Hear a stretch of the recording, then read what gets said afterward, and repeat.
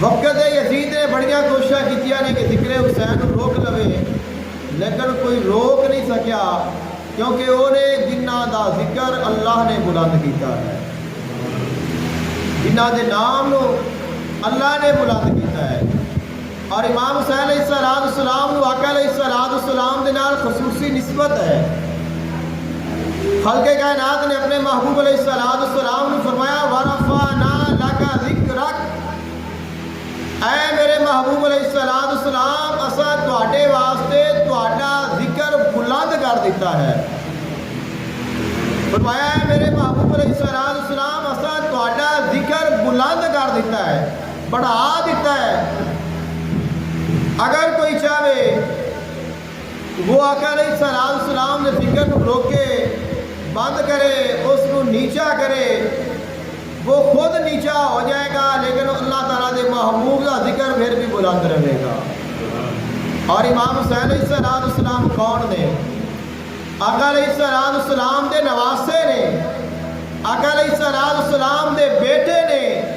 آقا علیہ السلام نے فرمایا الحسین منی و انا من الحسین، میں حسین بچوں ہاں، حسین میرے بچوں ہے۔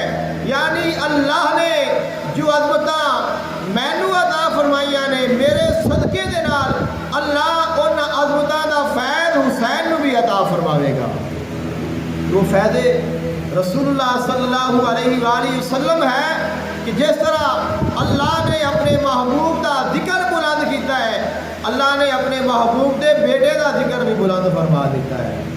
اور جو ذکر حسین ہے وہ جاری ہے اور لوگ کر رہے ہیں، اور امام حسین علیہ السلام کا ذکر، انہوں کا نام ہمیشہ روشن ہے، اور اس نے تا قیامت، بلکہ قیامت تو بعد حشر دے میدان تو بعد جنت میں جان تو بعد بھی ذکر حسین باقی رہنا ہے، کیونکہ وہ جنت دے نوجوانوں دے سردار نے، جڑا جنت دا سردار ہوئے گا ذکر ہوتا پھر بھی باقی رہے گا۔